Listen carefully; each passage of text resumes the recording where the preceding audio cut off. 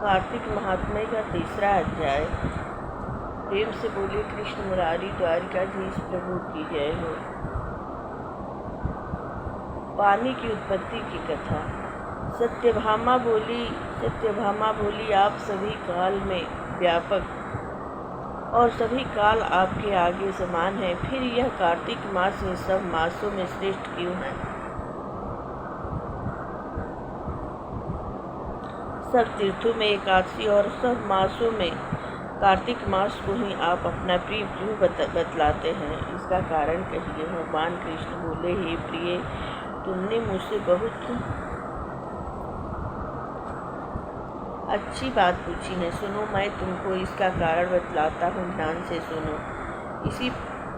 इसी प्रकार एक बार महाराज ने बेन के पुत्र राजा पृथु ने प्रश्न के उत्तर में देवर्षि नारद से प्रश्न किया था और श्री नारद जी ने उसे कार्तिक मास की महिमा बतलाई थी।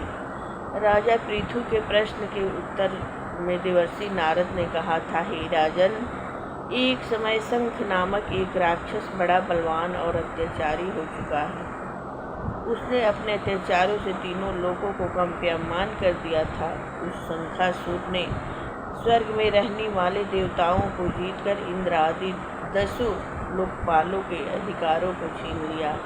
उसने डरकर सभी देवता सुमेर पर्वत की गुफाओं में कुटुंबियों के साथ बहुत दिनों तक छिपे रहे थे। वे सुमेर पर्वत की गुफाओं में निश्चिंत होकर रहने लगे। उधर जब शंख को पता चला कि देवता आनंद से सुमेर पर्वत पर रहने लगे हैं, उसने सोचा कि ऐसी कोई दिव्य शक्ति जरूर है जिसके कारण अपना अधिकार छीन जाने पर भी देवता बलवान होते हैं।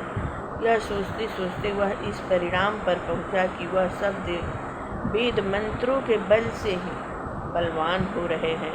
अगर इनसे वेद छीन लिए जाए तो वह अपने आप निर्बल हो जाएंगे।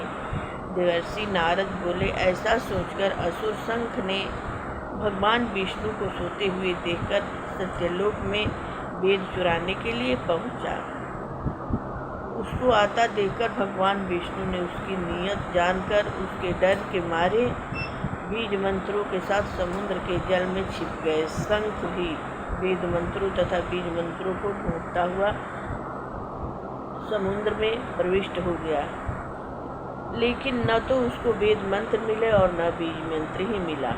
जब शंख समुद्र से निराश होकर वापस लौटा तो उस समय श्री ब्रह्मा जी पूजा की सामग्री लेकर सब देवताओं के साथ भगवान विष्णु के शरण में पहुँचे और भगवान को गहरी नींद से जागने के लिए गाने बजाने लगे और धूप गंध आदि से बार बार उनका पूजन करने लगे। धूप दीप नैवेद्य आदि अर्पण करने पर भगवान की निद्रा भंग हुई और वह देवताओं सहित श्री ब्रह्मा जी को अपनी पूजा करते देखकर बहुत प्रसन्न हुए और उनसे कहने लगे, मैं आप लोगों के इस कीर्तन और मंगलाचरण से अति प्रसन्न हूँ। आप अपनी अभीष्ट वर मांगिए, मैं अवश्य प्रदान करूँगा। जो मनुष्य आश्विन शुक्ल की एकादशी से देवथैनी एकादशी तक ब्रह्म मुहूर्त में उठकर मेरी अर्चना करेंगे, वह तुम्हारी तरह मेरे प्रसन्न होने के कारण सुख को प्राप्त करेंगे। यह जो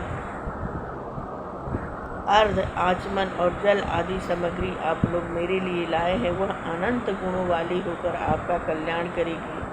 शंख जो वेद चुरा कर ले गया है, सबके सब समुद्र में ही हैं। मैं उस शंखासुर को मार कर ले आता हूँ। आज से मंत्र बीज और वेदों के साथ चारों वेद प्रति वर्ष कार्तिक मास में जल में विश्राम किया करेंगे। अब मैं मत्स्य का रूप धारण करके समुद्र में जाता हूँ और आप लोग भी ऋषि महर्षियों को साथ लेकर मेरे साथ चले। जो कार्तिक मास में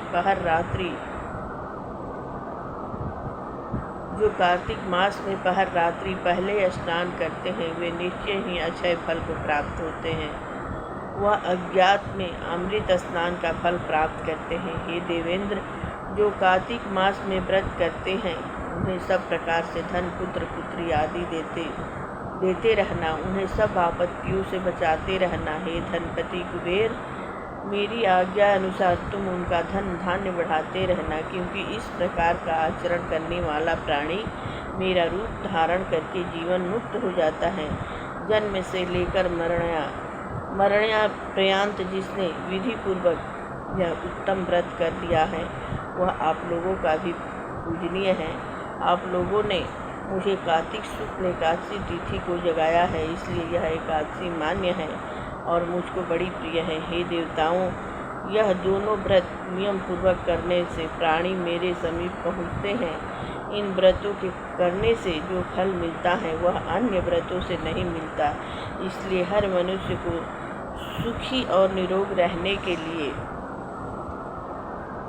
कार्तिक महात्म्य और एकादशी कथा सुनते हुए उपयुक्त नियमों का पालन करना चाहिए। प्रेम से बोलिए कार्तिक महात्म्य की जय हो, कृष्ण मुरारी की जय हो, भगवान नारायण की जय हो, तुलसी ठाकुर